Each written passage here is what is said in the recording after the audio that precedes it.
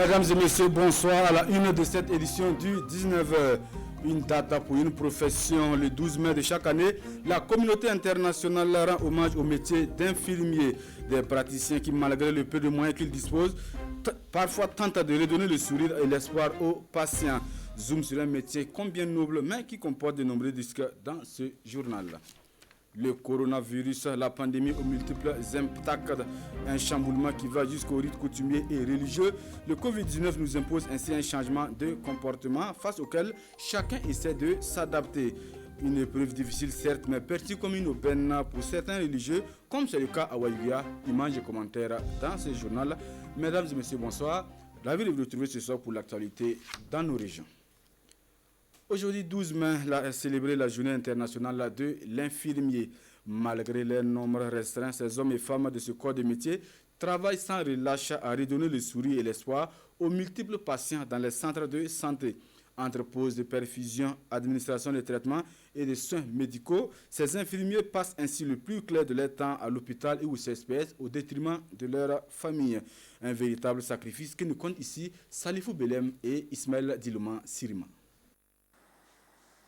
Dans sa blouse blanche, cet infirmier est vu par ce patient comme un ange. Jour et nuit, les infirmiers et infirmières du Burkina soulagent des milliers de patients à travers les perfusions qu'ils placent et changent, les injections qu'ils font et les traitements qu'ils administrent, sans oublier la panoplie de soins dévolus à leur métier. Et pour réussir au mieux dans ce travail, quelques infirmiers nous confient qu'il faut beaucoup d'humanisme vis-à-vis des patients. Il y a des malades où on constate qu'il y a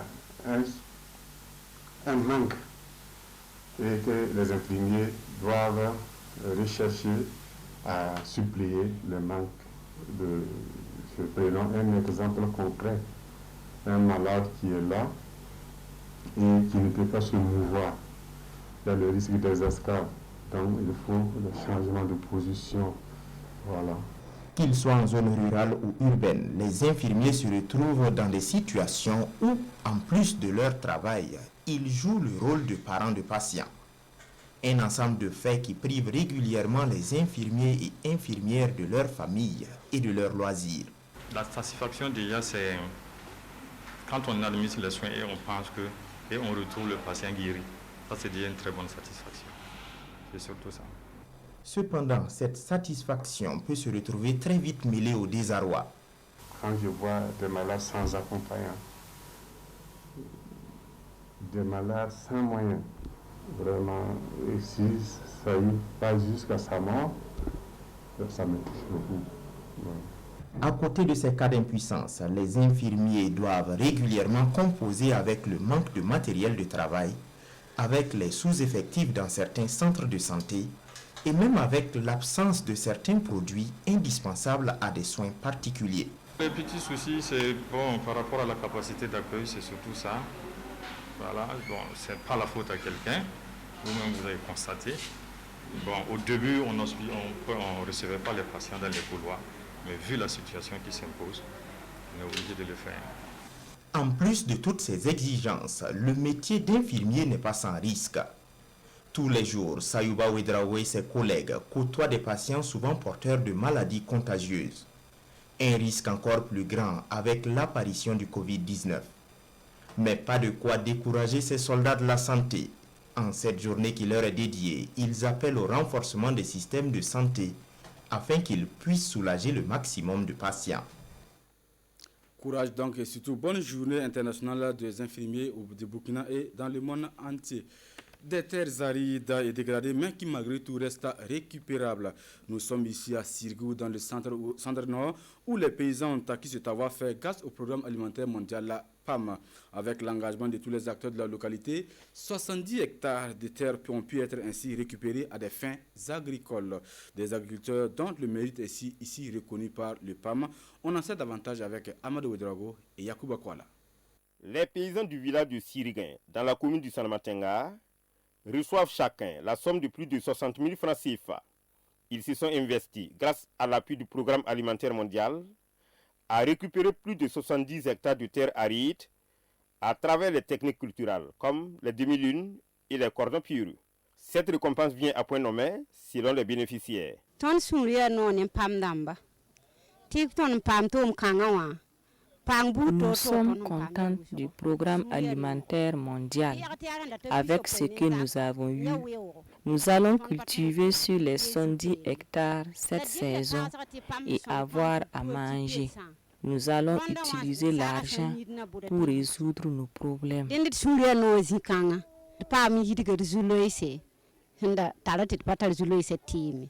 On a reçu plus de 50 000 francs chacun. On va utiliser cette somme pour réparer nos maisons et payer la scolarité de nos enfants. Pour aboutir à ce résultat, les points focaux du programme alimentaire mondial se sont engagés véritablement sur le terrain. Ils ont procédé à des campagnes de sensibilisation pour convaincre les paysans sur la nécessité de ces techniques culturelles. Dans le monde paysan, pour avoir l'accès à la terre, à la femme, c'est tout un problème. Donc, ces récupérations-là, on les a sensibilisées. Quand on va récupérer, c'est eux qui vont bénéficier plus que les autres, surtout les PDI, les personnes déplacées. Donc, à travers cette sensibilisation, ils se sont adhérés aux activités. Cette récompense a coûté plus de 28 millions de francs CFA au programme alimentaire mondial. Il a également bénéficié de l'appui de l'association Action Vision Développement pour la réalisation de son projet. CAPA présent dans la région des Hauts-Bassins où la Caisse nationale de sécurité sociale vole au secours des acteurs du secteur informel de Bobo Dioulasso. Des vivres et du matériel de première nécessité, voilà ce que la CNSS met à la disposition du Conseil national de l'économie informelle de la région. Une solidarité agissante, surtout en cette période de Covid-19, Ali Traoré, Kassoumi Lobo. La Caisse nationale de sécurité sociale est solidaire du Conseil national de l'économie informelle. Elle remet ici à cette structure du riz, du maïs, de l'huile et du savon. Par ce geste, la CNSS veut contribuer à soulager ce secteur durement éprouvé par la maladie à coronavirus, mais pas seulement. La CNSS a donné en plus des retraités qui ont une pension mensuelle. La CNSS a donné une aide à tous ceux qui ont une pension de moins de 30 684. Et c'est ce don-là qui remonte à 300 millions et quelques. Cette structure qui reçoit ce don décide en même temps de le mettre à la disposition de ses membres les plus âgés et les femmes. Nous disons toujours merci à la Caisse nationale de sécurité sociale. Au niveau de la région des Hauts-Bassins, nous nous sommes réunis en réunion et puis de façon consensuelle, nous avons reçu les dons de la Caisse. Nous aussi, nous l'avons fait à nos personnes vulnérables qui sont d'un certain âge, du 3e âge. Leur fêtière, en tout cas, a reçu un don et c'était logiquement que nous devrions venir accompagner la remise de ce don et féliciter tous ceux qui ont contribué à ce que le secteur informel puisse bénéficier de ce don. Les acteurs de ce secteur saluent cette initiative prise en leur faveur. Cependant, ils souhaitent une reprise normale des activités, une situation qui serait profitable à tous. Des vivres, des dispositifs de lave-mains et du gel hydroalcoolique au profit des acteurs du secteur informel de la région du centre-est, d'une valeur de près de 4 millions de francs CFA. C'est un don de la mairie de Koupela et ses partenaires, notamment l'ONG Plan Burkina et le comité de jumelage Koupela-Grigny. On en sait davantage avec Hassan Gebré et Tanga Kafando. La mairie de Koupela, le comité de jumelage Grigny-Koupela et l'ONG Plan Burkina viennent en soutien aux commerçants des marchés Yar de la province du Kouritenga. Ce don en vivres et en non-vivres composé de 5 tonnes de riz, 20 cartons de savon, 20 cartons de gel hydroalcoolique et 37 dispositifs de lave-mains estimés à plus de 4 millions de francs CFA est un geste de solidarité dans le cadre de la lutte contre le Covid-19.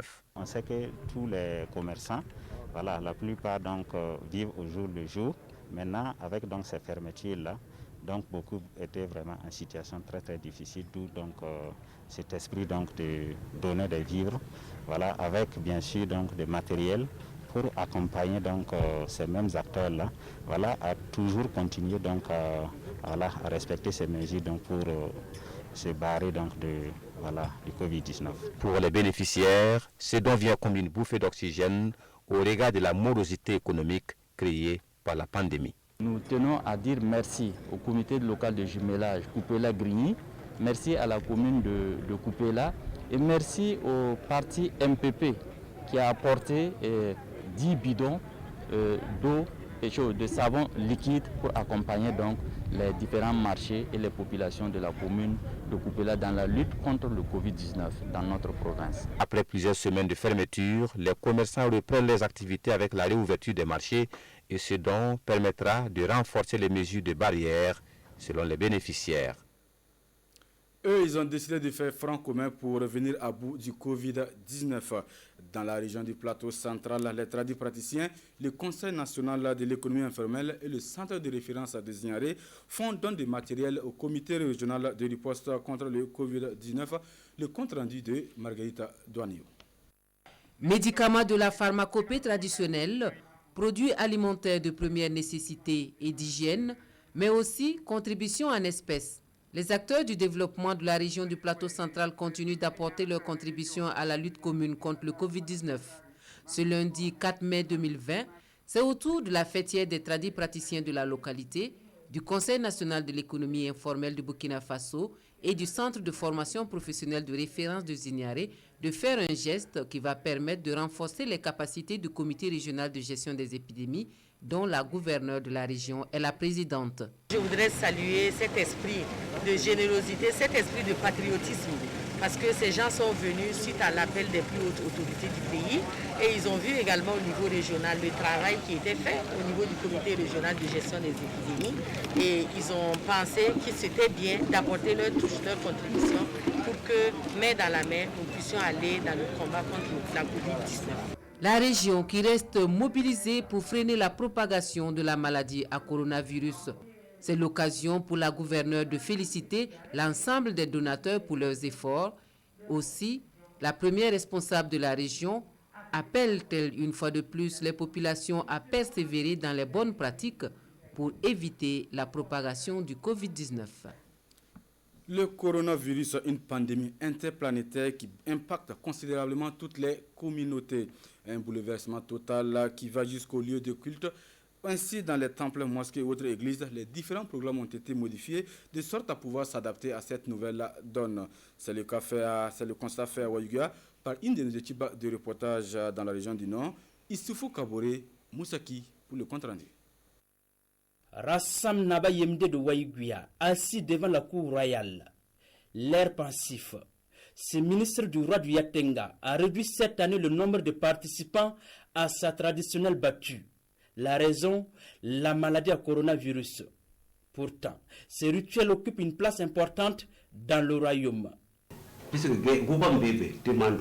Cette année, nous avons eu des difficultés car cette battue mobilise beaucoup. C'est ce rituel qui nous permet de prévoir les récoltes et même la foudre. Avec le Covid, tout cela est perturbé. Ce sont tous les domaines de la vie sociale et culturelle qui subissent aujourd'hui de grands bouleversements liés au Covid-19.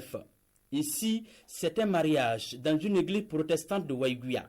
Par la foule de grands jours comme de coutume, tout est réduit au strict minimum. Chez les catholiques, la messe de dimanche est réduite à un nombre minimum. Les chrétiens ne peuvent plus se rassembler pour célébrer l'Eucharistie. Ils ne peuvent plus se rencontrer. Il y a un problème de fraternité parce qu'au-delà de l'Eucharistie, c'est l'action de grâce. Dans certaines mosquées réouvertes en ce temps de jeûne, les fidèles sont de retour, comme c'est le cas ici à Yako. L'islam recommande que nous prions en rang serré.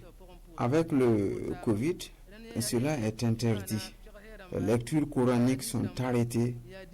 Les baptêmes et les mariages ne sont plus célébrés en masse.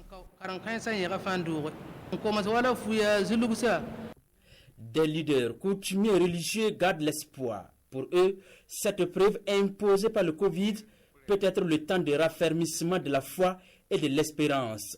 Les fidèles sont appelés à continuer la prière pour un monde de paix, de santé et de justice. Jusqu'ici, la région du Nord compte 0 cas du Covid-19. Point final donc pour cette édition 19h sur la télévision de Burkina.